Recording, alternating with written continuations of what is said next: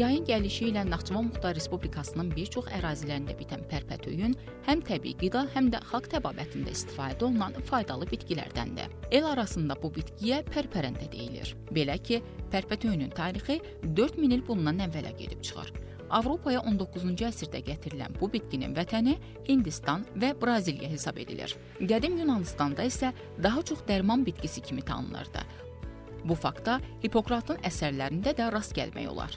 Həmçinin pərpətöyünlə yuxusuzluq problemlərini və müxtəlif yaraları aradan qaldırmaq olur. Pərpətöyünün tərkibi A, B1, K, üzvü turşular, glukoza, saxaroza, kalium, kalsium duzu, maqnezium, manqan və digər maddələrlə zəngindir. Müasir tipdə pərpətöyündən qaraciyər xəstəliklərinin müalicəsində, ödlə bağlı qusmaların qarşısının alınmasında istifadə olunur. Toxumları da dərman vasitəsi kimi faydalıdır.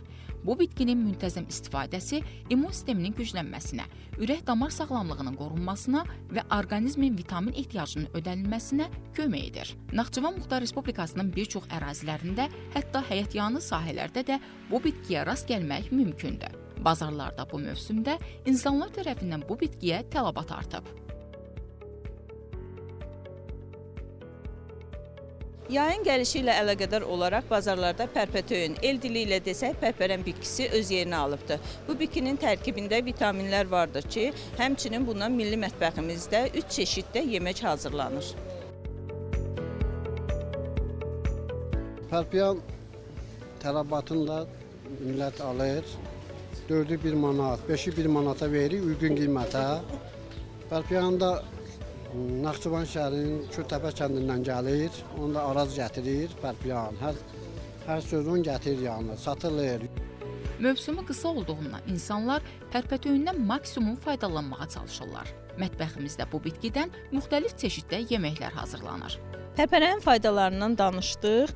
Hal-hazırda yanımızda Zeynəddin kənd sakini İradə xanım var. Pərpərəndən neçə cür çeşid yemək hazırlanmasından danışacağıq.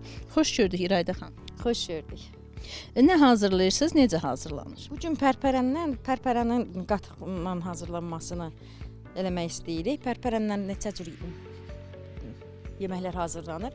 Onun qovurması da olur, qovurulmuşunu da yeyirlər, turşusunu da qoyuruq, bankasını qoyuruq. Bir də qatıqla qatırıq, qatıqla sarımsaq, xiyar belə qatırıq. Bu gün onu hazırlayırıq. Pərpərən doğranıb qurtardı. Doğranıb qurtardıqdan sonra necə hazırlayır? Pərpərəni doğrayıb, yuyub təmiz doğrayandan sonra bunu pörtlədirik. Pörtlədəndən sonra yarısını ayırırıq, qatıqlama eləyirik, yarısını da qovururuq. Zövqə görə qatıqlama necə hazırlanır Naxçıvan tərəfdə? Qatıqlama əslində şüyüt vururlar, pirpencər vururlar, xiyar vururlar, sarımsaq istəyən vurur. Yəni zövqə görə hazırlanır.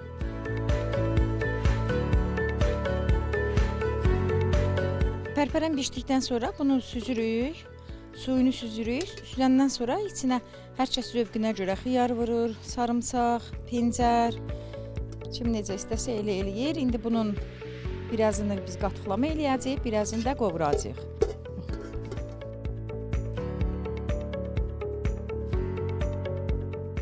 Təbiətin bizə bəxş etdiyi hər nemət kimi pərpətöyündən düzgün istifadə olunduqda sağlam həyat tərzinin mühüm tərkib hissəsinə çevrilir. Onun qorunması və səmərəli istifadəsi isə həm milli mətbəximizin, həm də təbii sərvətlərimizin yaşadılması baxımından böyük əhəmiyyət daşıyır.